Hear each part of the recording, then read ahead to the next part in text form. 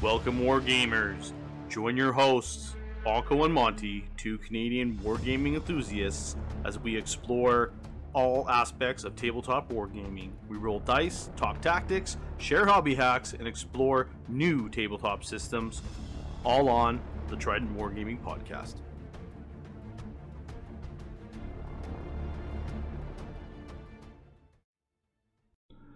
Hey everybody, welcome back to Trident Wargaming. I'm your host, Bill, and I'm joined with two guests today. I've got my co-host, Andy. Hey. And we've got our special guest, Alex. Hello. And we're talking all about Iron Within. It was our most recent event here that just happened this past weekend. It was done over 2 days. It was a 40k singles day on day one, and then day two was a 40k doubles event with a Horus Heresy 16-man singles event. And yeah, we're just going to do a little recap, talk about it, things we learned, what we enjoyed, all that fun stuff. So overall, it was nice because we had pretty much perfect numbers the whole time. We did have like the odd drop here and there, but we had people in place or even spectators in place that had armies ready to go to act as ringers, which is really nice. That's always a bonus. I don't like buys. I think people, spend a lot of good money to go to these events, and a buy just, for me, just doesn't do it. It's just not the way I like to have people make use of their time or money. So, how many people were at the 40k singles? 32. That's a good number. Yeah, it was pretty solid. So. And the doubles? Doubles, we also had 32. Yeah, which was nice. And then the 30k. How many for the 30k? 30k, we had 16 registered and paid, and only 14 were able to make it. So there's awesome. A couple of people got sick, which happens. Obviously, we do appreciate them not coming because don't want anyone else to get sick. It's not the way we want to, leave the weekend telling tales of glory and getting hit with not so magnificent buboes from Papa Nurgle. So yeah, we don't want that. No kidding. You'll never believe it, honey. I picked up first place and COVID. Yeah. Oh. Yeah. So overall, it was really good. We did it at the Fraternal Order of the Eagles, which is a local club here in St. Albert. The boys have been playing there every Thursday. They play 40k. We've been playing 30k there. Pretty much play whatever they want in there. But yeah, every Thursday it's been almost 10 years for me, which has been really good. They have a full bar, open with staff available. They've got the big full service kitchen, so they're bringing out all the dry pork ribs, and they did burgers and fries for $5 on day one lunch, and then we had chili and garlic bread for $5 on day two, and then they have all sorts of other pub food basically. But it was nice. It was really cool to be able to check it out, and the venue was top notch. I had no complaints about that whatsoever. $5 lunch is awesome. Yeah, it's awesome for an event like that. Yeah, and it was great being at the event, even though I didn't actually get to play in it at all, but being there on the sideline, just checking things out, getting tons of pictures, doing a little bit of media stuff for Trident, and just seeing all the players come out and enjoying themselves, and everybody was in good time. There was no issues. It was great to see that, because honestly, I haven't been to a large event like that in a long time. So it's good to see it. Some familiar faces and not so familiar faces, especially on the 40k side. Like I was telling a couple of guys, is probably 95% of these guys I don't even recognize, right? So there's that many more players in the community that you can reach out to and get games with and stuff too, right? So yeah, really good times. I'm pretty sure people are pretty happy with it. Yeah. You did put in a shit ton load of work into the terrain to make it, spectacular for the players to come play on. So, props, Bill, props. I know we've kind of talked on it last couple episodes, but how many tubs of terrain did you get done in the last 2 months, Bill? I got a total of 16 done. When we started, we had 5 totes that were painted but not properly set up for 40k, which was what we were going to be mainly using it for. So, yeah, 16 in total, like with all the extra additions and everything. It was a massive hobby push. I know we have been talking about it a few times on the podcast in the hobby time. There wasn't much hobby time in between podcasts for me. Oh. It was like, just rocking out on this event, trying to make sure it's going to go off without a hitch. But yeah, it was nice. It was like actually kind of surreal to see everything's on the tabletops the night before. If you've been keeping up on our socials, Andy did the big flyby with all the tables, and you were checking out the venue, and it was crazy. Like I was looking, I'm like, man, like this is all my stuff that I can throw down at any time. All I need is a venue essentially to go to. It's really cool. It's nice to have that kind of a collection to share with the community, and then watching all the players, engaging on it and enjoying the tables. Like tons and tons of comments about just the quality of the terrain, which was really good to hear. It made all the work feel like it was worth it. So I'm pretty sure all the players appreciate it because, honestly, they actually spoke out about it, right? Yeah. So you've probably heard it a lot of times that everything looks great. They appreciate having this all done up. The terrain looks great, and just very positive, very happy. Yeah. Like I said, walking around, a lot of the guys are familiar with yourself, right? But they may not know me. And just kind of on the sideline, seeing them come and talk to you and to the other guys, and just appreciating that you put the event up, right? So Yeah. it was good. It was good. Yeah. There were a couple people asking questions because in the pictures you'll notice there's these little QR codes on all the terrain, and that was a really killer idea that was done on a previous event. It was Hometown.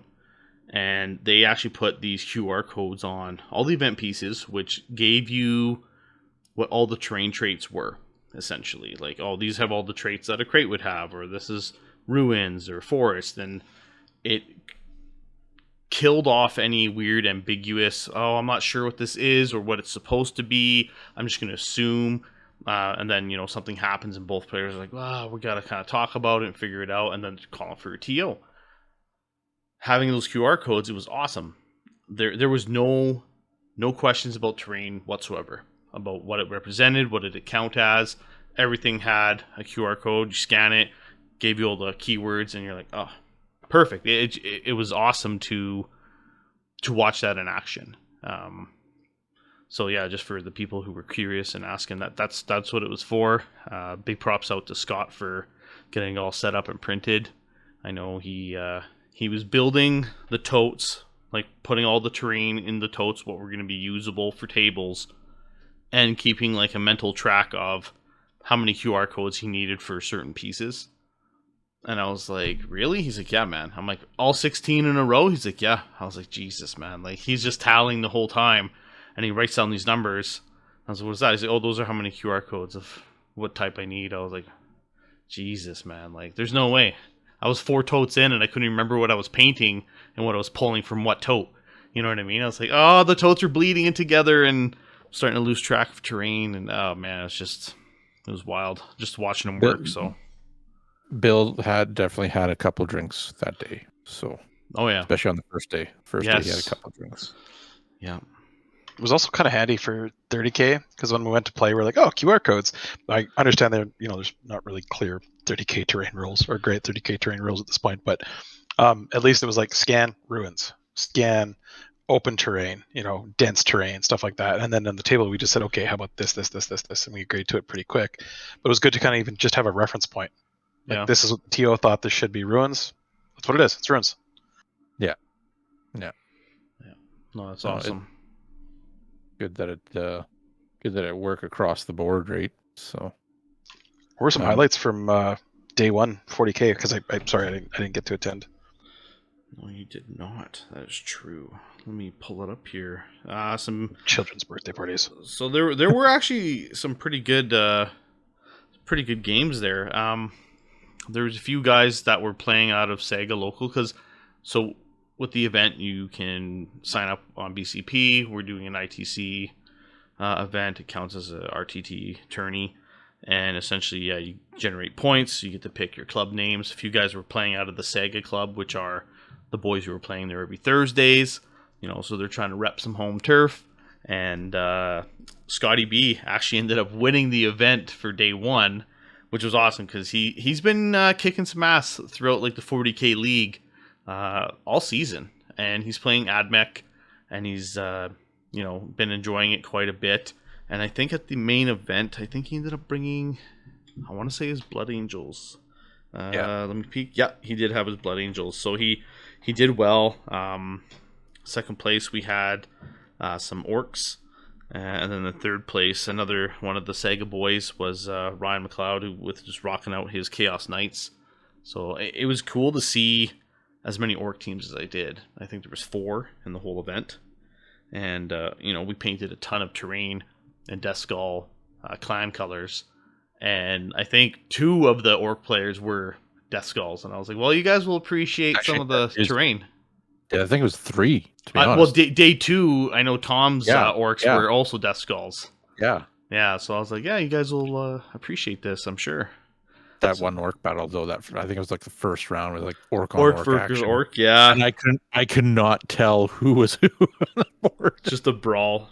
Brawl. Well, even their colors were the same, but they kind of were a reverse, right? Yeah. And then just watching it on the board is like, oh my god, I want to call wall right now. Yeah, no doubt. There were some pretty good battles. I know a lot of people were getting beat up by Silent Kings on a few different tables, and I think even one of the games there was Silent King versus Silent King game as well. And I was like, oh shit, it's popping off over here. So is that Silent King, Catan, was it Void Dragon combo, the 3 of them? Yeah, just this big brawl. Yeah, I was like, wow, man, it's just I know the one guy did have the Void Dragon. Yeah. And there's all 3 of them on one table. Oh, were there? Oh, okay. Yeah, the Catan, that's the Void Dragon, and the Silent King. It's like what? That's like 1,600 points for the 3 of them. That's wild. That is wild, man. It's kind of nice. You're just playing like 3 models and maybe like 20 warriors. Then you're done. That does help. That always makes it a little bit easier at an event. So there were a couple chess clocks floating around. Nothing crazy. Overall, like the games are really, really good though. I heard a lot of laughs, a lot of kind of cheering, hooting and hollering on day 1 and day 2. But yeah, day 1 it was pretty darn good. We had Jordan, who ended up getting Best Sportsman, and then Jonathan for Best Painted. His Space Wolves were looking pretty legit. He's running Primaris Force, and they were really nice. Honestly, they were like the sleeper force. You looked at them because when I first peeked, I was like, oh yeah, and then you guys were like, oh, did you see the Space Wolves? And I was like, I did. And they're like, did you look at them? And I was like, well, I looked, and I went back and looked, again harder, and I'm like, oh wow, like the longer you look, the more you're starting to notice all these extra little details. And I was like, oh wow, like he actually went to town on these. Like there's converting, and there was nice highlighting. There was just a lot of clean work, and it was really cool to see. So yeah, no, there was actually quite a few armies out there that really caught your eye. Yeah, which was great. Yeah, guys were bringing it for sure, and the doubles was no exception. Doubles were really nice too. There's some beautifully done armies. I know the painting thing was actually kind of hard for us to pick and choose. We had a couple independent judges that went through, and then we all kind of took our top 3, shared our numbers, and then took the average. And first and second for the painting. I think it was 0.7 away, like of a difference after we did all the math and divided by 3. But like just so close, right? That was actually kind of nice. It was always good to see. Like it's just when the guys are coming out and they're really bringing it, and they're trying to not only play hard but paint hard, and you get to see all aspects of the hobby in one place. It's really good. The team was totally the good guys, which I believe was what was their name? It was JR, and I can't remember his partner's name. I can't remember. I'm just looking down my list here. So many names. Christopher. Yeah, that's what I thought. Those guys ended up taking first place, which was nice. They had a blast, which was really good. And then Tom Carter and Steve Lynn were the best painted for the doubles event, which was awesome. That was a tough one. It was. It's, between the Custodes night list and the Elder Tom's Orcs and Elder, like everything was just like it was just solid, high quality painting against like perfect theme execution. It was excellent to see both of them side by side. Yeah, it was pretty legit. And then so about the 30K event. 30K was pretty legit. Legit. We did a little bit of a different scoring. We had an award for best loyalist, best trader, and before the event started, we ended up kind of having a little, little debrief about how we're going to actually be scoring at this round. And it wasn't just based off of wins. We wanted to have this represent like best loyalist of the community and best trader of the community. That these guys are engaged. They are taking time to mentor the like less experienced players. They're having a lot of fun. They're walking through a lot of the interactions in the game.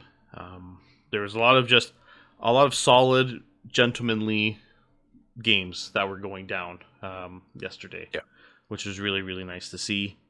That was based on like painting progression, how people have been kind of like pushing through and progressing throughout the slow grow. There was just a ton of different stuff that kind of comboed it all together. And I think some people are actually pretty happy with the way that did go down. After explaining, the one guy's like, well, I'm really glad like it's not just wins. He's like, I know I'm going to lose a lot of games. It just makes me feel like less pressure to perform well in the game. And like there's some guys who had two Heresy games under their belt before they actually came to this event. So, I could imagine they're feeling a little bit, maybe a little bit overwhelmed or just, intimidated about the event itself. And after that, it seemed to kind of break the ice a little bit, and popping some beers, in the duration, like for the day, obviously doesn't hurt. We ended up using... Oh, go ahead. I was just going to say, like, for all the new players out there who are ever thinking of going to an event, it's usually one of the best things to do to get those games underneath your belt consistently and get that experience, right? And especially in the one case we had, there was an Ultramarine player versus another Ultramarine player. And one of them was pretty new, so they got to learn a lot about their own army just by playing the other opponent who was a little bit more experienced, right? And that's the one big takeaway from these kind of events like that, especially if you're hosting these events and this is the kind of stuff you're doing, trying to grow the community and progress and into a tournament scene to start things off, kick things off. Like that's the best kind of attitude to have towards it, and to get players in to explain to them, hey, you know what, this would be a great way for you to learn the game, So it was good to see, and it was really, really good to see. There's a couple of key moments that I was walking through, passing by, and hearing the conversations through the game, and guys were actually coaching each other, and like I remember the one time, or one friend, Ted, he was telling his opponent, you know what, don't do that reaction, because my rules pretty much negate your shrouded, right? So don't don't do it. Like giving them friendly advice, right? And yeah, they went and played, and it was great. They learned things, and it was a good time. So props to the players. I found that there's a lot of that. There was a lot of back and forth. Like, do you know what this faction is? Do you know what the special reaction is going to be, or the faction specific reaction is going to be? Okay, here's how this works. Here's how I typically use it. This is what this unit does. This is kind of the gimmick, and a lot of like prefacing lists and turns to help each other kind of understand the game. It was a really interesting tournament experience because it definitely didn't feel tournament-y. It felt like 16 people getting together to figure things out together as a group. Yeah. There was zero pressure for each game, like on a win-loss ratio. The missions were kind of pretty swingy, so there wasn't like a straight like, this is my win condition for this mission. It was just like, I'm gonna do this, I'm gonna roll dice, I'm gonna see how many times, like for me, I was playing Lucius the Eternal. I was like, how many times can I get Lucius into combat, and how many times can he kill HQ units or special characters? The answer to that question is none. He actually gets power fisted and shot off the board pretty consistently. I don't doubt. Maybe next time he gets a ride. But yeah, no, it was really. It was like, I'm just gonna, each game I was like, I played a Wicked Iron Warriors army first with some real heavy duty shooting, and I went into it as like, my goal is here to get Lucius into combat. So I got into combat. Actually, I swung the game, but it was good. It was good to see, like, you hear all this like, oh no, like Iron Warriors are broken, or Iron Hand Dreadnoughts are broken, or this doesn't work, or we need to nerf this. And I basically experienced most of the oh no, oh shit units in the game in 3 games of 1,500 points, probably because it was Bill was picking my missions and my opponents. But yeah, no, it was good to see it all. It totally was. And it didn't feel unfair. It didn't feel like all that doom and gloom you hear on the internet constantly, like, oh fuck, the moment you hit Iron Havocs, like, what are you gonna do? Yeah, they're tough, but there's ways around it now. So it just kind of like it felt good. Felt good to kind of get some of those reps in and understand all the different varied units. And I got to see Recon Marines, I got to see Cataphracti, I got to see Tartaros, I got to see Iron Havocs, I got to see an Armored Core list. Like, yeah, I got to see kind of everything. So it was exciting. Lots of experience. It was a really good experience. Well, that's great. No, that's awesome to hear. That's been the whole goal essentially for the events, and even just like the local league and group, is we're trying to home grow players, like a new wave of players essentially, to try and help bump the system up. And when I'm hearing the same positive experiences from veteran and new players alike, to me it lets me know that we're kind of on the right path and everything's going down. And like, the whole group, there's a mix of guys who like to play a little harder. There's guys who really like to lean thematic lists, but they both have this harmony where all the players throughout that spectrum of, we'll say, narrative and competitive, because those are the most common labels thrown out, both groups are happy. Everyone's having a blast. They're having fun. They're playing through games, and yet we're not having issues between the play styles, right? Like everything kind of went well, and it has been going well. In terms of the missions for the event, they were the Forge World, Warhammer World event pack that dropped. So we ended up playing missions 1, 3, and 5. I kind of just rolled it out randomly. Printed those forms, boom, done. Some of them do have progressive scoring, so we had score sheets as well to hand out to players and to keep track of. We were also doing sportsmanship scores on those as well.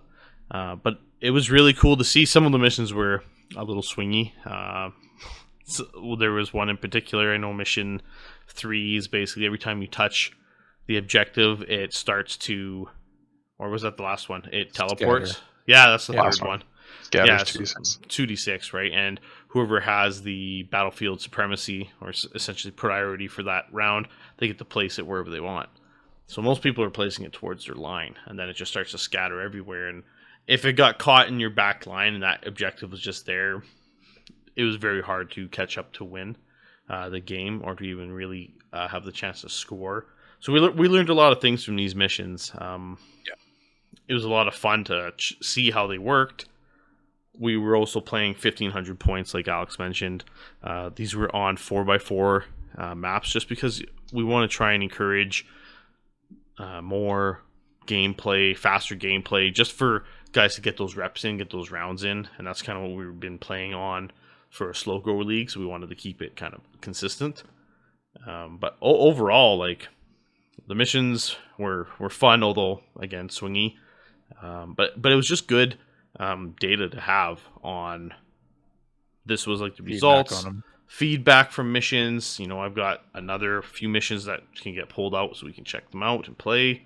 And then obviously, throughout the whole time of Slow Grow, we're playing the book missions, and essentially it's our second meetup. We're playing, you know, mission 2, deployment 2, and the goal is to work through all 6 missions twice between 750 and 3K.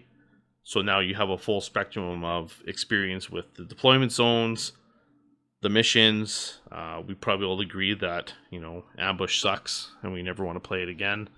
And basically, you know, continue playing games and then build up to a campaign later. But yeah, the event was really fun. There wasn't crazy blowout games until that last mission. A lot of them were very close, actually. Usually within, I want to say, 3 points. Some were just within 1 point of each other, and averaging around like the 5 to 7 mark, which is kind of cool.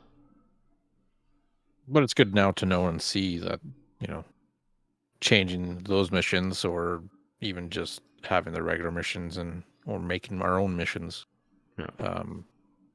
The next time around to play test them and check them out and whatnot, right? So yeah, and I think the mission conversation has been ongoing here in the community for the last few weeks. Yes. Oh, yeah. And it was interesting to see, like, we had, you know, the mission 1 was progressive scoring, and the universally accepted and applauded, like, across the board. Every single player was like, yeah, we like this, we like progressive scoring, we think this was great.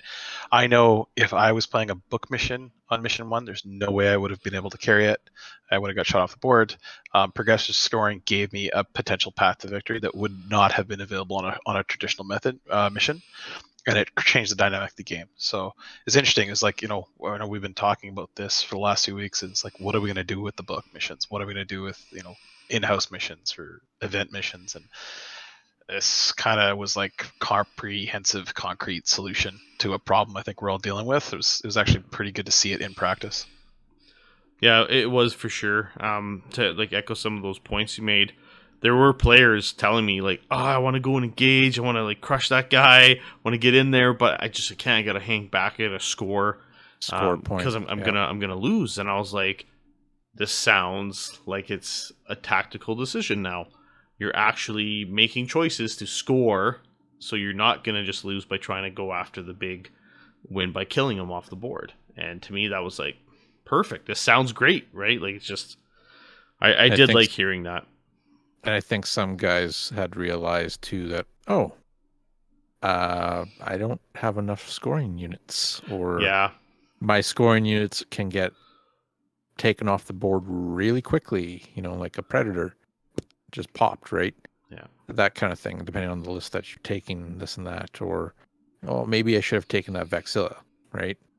Yeah, so, well, Vexilla always. If you're not taking one, well, you start cutting points, and then all of a sudden that's what you drop, right? But yeah, it was good to hear that stuff, like, you know, Alex and yourself are saying, and you continuously heard it throughout the day, right? You guys were recounting their tales of glory or dismay, and you know, explain kind of how the things are working, or how their games went, or, you know, I wasn't able to score any points or whatever because of this or that, and, you know, that unit just dominated, and that unit's a scary unit kind of thing, you know. Or you had the mirror match, you know, of the same legions, especially those overwhelming Ultramarines this round. Yeah, there was 4 Ultramarine players present at that event, and it was pretty wild.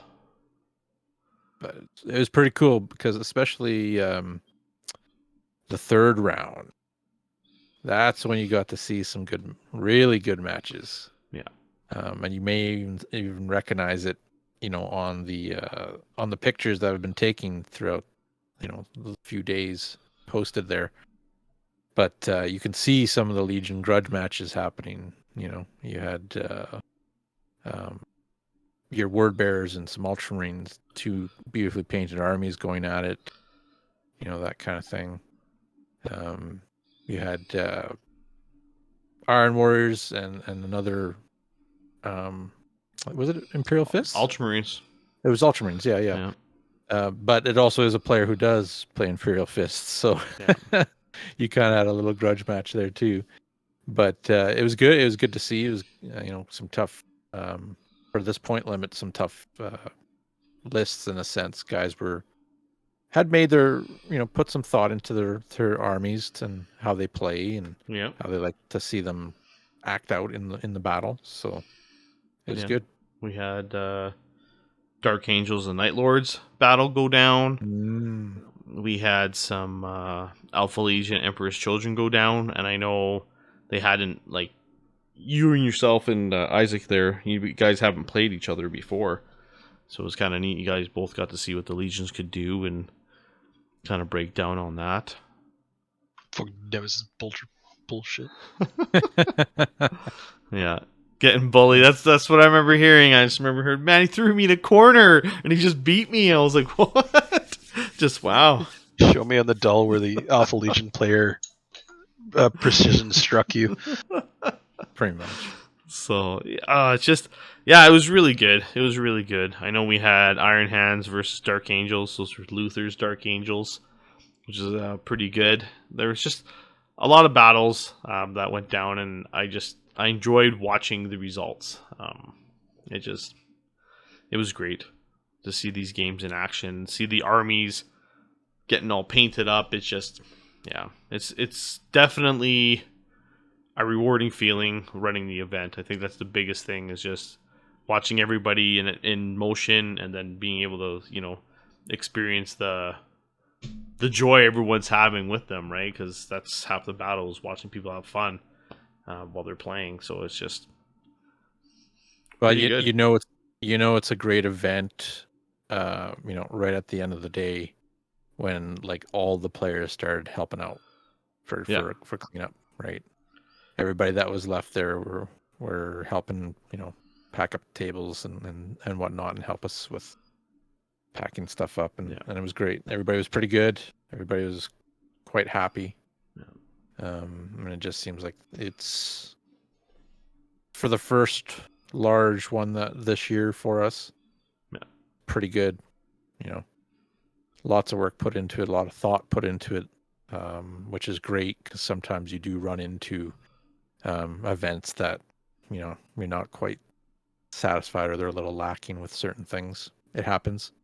But I think a lot of people felt that. I know I did myself, just by being in the background and also seeing what was done, being part of it and helping with painting and set up and breakdown and all that stuff, like usual, right? Just stuff like that, and just seeing the reactions of players. It was quite a different experience for an event, and a very positive experience, not only for us but also for the players. So so that was that's 16 tubs. Is that what you put together? So now we're going to need another 16 to take it to a GT level. Is that the idea? That's the long-term goal. It's gonna be a constant chase. I think I do have 5 more tables worth of terrain in totes still, to be finished off and built and ready, and now I'll just start trying to collect and amass a little bit more and get things bumped up. Like, even if we can kind of bump it up to a the next level, like at 48. I know 64 is the optimum number, but even 48 man, where you can have even multiple systems running, 32 singles and a Heresy event beside it, or bolt action, or any of the other games we could try and host and have. It's all positive stuff. So just baby steps. Takes a little bit of time to get things done, but once we're rolling along, also with the group that I had helping me, it was a lot of work, but it was nice because I know I wouldn't have made it if everybody didn't help. So it was awesome. So Right on. Yeah. And so this time again, possibly next year. Yeah. For Iron Within, or yeah, I'd like to do that. I would probably consider doing something in April, May. To be honest, maybe try and That's do good. 2 a year. That's got to be Iron Without. Oh, Iron yeah. Within during the summer, and then Iron Without in the fall or winter or spring. Oh, I like that. Yeah, that'd be killer. And keep the theme going. Keep it themed. Yeah, I like that. That's a great idea. So might have to definitely follow through on that. Yeah. I like to say I took credit for it, but your flag behind you says Iron Without. Indeed. One note too, which is great to see. On the Heresy side things, really, all those Warrior Lodge jerseys. Oh yeah, flooding the field was pretty cool to see. That right? was Even, and that this is the spirit of it. Is there's a lot of, there's a few of the newer members of the Warriors Lodge rocking out some jerseys. Yeah. Right. So you can tell they're all in now. Right. Like they're having a good time. They love it. They're supporting stuff like that. And it just makes for a lot better community. Within the lodge and stuff. So props to them too. It's all coming together. So come through the door with their coin. We're all good. That's what it's all about. Yeah. Might have to do some lodge coins in the future. And speaking of coins and stuff, there was some swag and some stuff that was given away to players and whatnot. That is true. There's some pretty decent pricing all around. For the Heresy guys, I ended up actually getting, and I'll throw a link in the description to the store. I ended up throwing in reaction tokens that I had made through a MDF acrylic like cutting guy, and Scott is his name, and he did really good work. The tokens worked awesome. Like I saw people actually busting them out, using them in the games. They're nice game aids, right? You can have all different reactions. Everything's got 2. There's the combat air patrol, falling back, pinned. It's just all these little extra things, especially as we're learning all the rules and cranking through. It just helps. It's nice to be able to put that token down and be, oh yeah, I did react with that guy. Cool, right? Because everything, as it's layering upon each other, can slowly kind of feel a little overwhelming. And then once you're starting to get all these bonuses of can make additional reactions in the shooting phase and everything, now you got to kind of keep track a little bit, and it seems to help quite a bit. Yeah, I saw it like for newer players using it. Honestly, it was good. It's good to see. It just gives you that kind of like visual confirmation of what's going on. Yeah. To be honest, I didn't use them a whole lot, but I also found that I was just using the same 2 reactions for everything because I'm a simple-minded player. It's like, oh, it's too complicated. I'm just going to use Shroud and run towards you. That's Advance and Shroud. Those are my only 2 actions. Yep. But yeah, it was good. Did you get to use your advanced reaction and countercharge anybody? It failed in all 3 of my games. Damn. That's I would say in 8 games, it's worked once so far. Like it's bullshit. I gotta pass a leadership test. That's rough. Then I gotta roll higher than the charge roll that charged me to be able to counter. Oh, you got 2 rolls. Yeah. I know. With my 1,000 Suns, actually, it was last Thursday was the first time I get to actually use my reaction because I remembered it. And then when I actually went into it, I was like, oh, I got to do a psychic check with this. So it's there's some that you have to roll, and others that just kind of fits within this or after this. So yeah, I think if I had to change it, I would I would give them just the opportunity to make the charge. You just make the charge. There's like an 8-inch charge or something. So Yeah. if they charge within 8 inches, you just make the 8-inch charge automatically. Having to roll over someone's charge plus a leadership test is like it's like a 70% odds plus another 40% odds. So like it's just together it's like a 30% odd to go off at any given point. It's pretty low. And then you look at stuff like the Go play World Eaters. yeah, exactly. Or like even like playing Isaac's Alpha Legion, he's like, okay, I just choose to move here and then I scatter D6. Like there's no real risk to it. Worst case is he scatters close to a building. That's like the most risk, and it doesn't do anything. Same thing with the Raven Guard; they just fade off and they get their shrug. Like it's just something that should happen automatically. Like an advance reaction should be a tactical move that you make, not a chance to make a tactical move. Yeah, that's my one rant for the Fair day. enough. Yeah, I do remember in our one of our earlier games there, where I got a charge off and it was like a 10-inch charge, and then we were reading. You're like, so I need an 11. I was like, oh, that's awesome, because I was feeling pretty good about it after. But yeah, I can definitely see the point of it being a little bit of a steep price to actually pull off. Yep. So overall, No, overall. Oh, go. we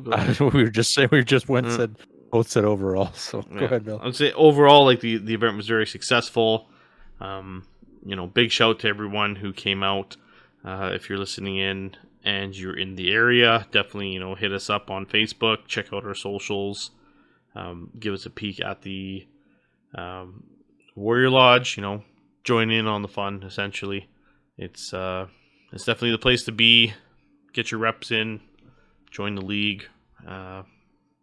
Get that fully painted up to 3K. That's really the main goal. I do have to mention, yeah, I think one of the biggest hits for the tournament, there was a lot of players asking about the Trident Wargaming objective markers. Yeah, actually there was a ton, and that was awesome to hear. We had no stock on them, I'm afraid. We only had the 2 sets that we got kind of as an initial try, right, to see how they worked, and they're very sexy on the tabletop. If you look at the pictures, you'll see them from a mile away. Obviously got that Hazard Stripe feel, which is all about Iron Warriors, which obviously was inspired, kind of helped inspire Trident, so it's nice. We're definitely going to be getting stock on those in the future to be able to sell, because everybody was digging them for sure. And they made their way around tables, right? Sometimes they're at top tables, floating through. I think they went on, I was going to say 8 or 9 different tables throughout both days. And everybody kind of got a peek at them. And there was more than a handful of guys asking. So that was pretty sweet. In other Heresy news, I'm kind of going to be putting my word bearers on ice for now. I think I've got a little bit of the FOMO, man, with all the new stuff. Like most of my word bearers, everything was built, everything was kind of ready to go, just get painted. Everything's also Mark 4, 5 mixed, kind of have that ragtag heresy pattern.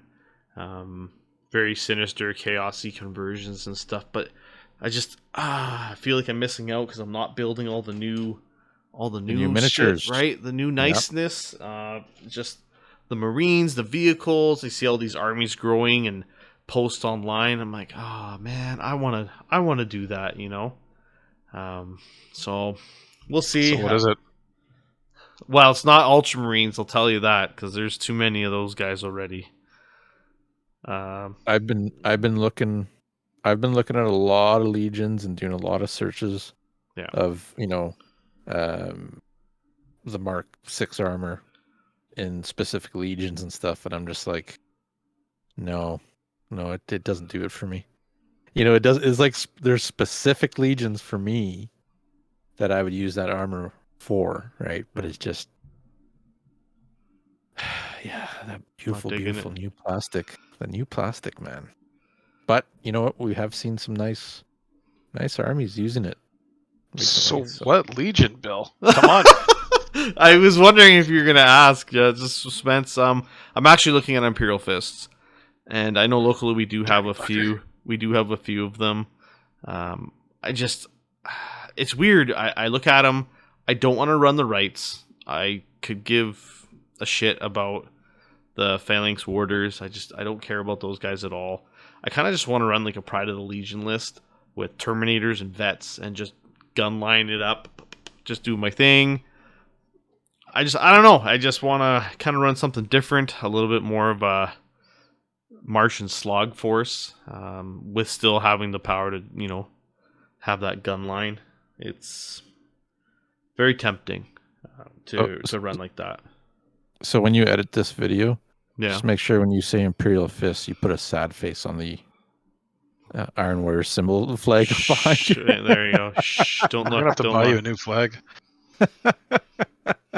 I don't have. As it gets pulled down and the Imperial Fist goes up. Oh shit!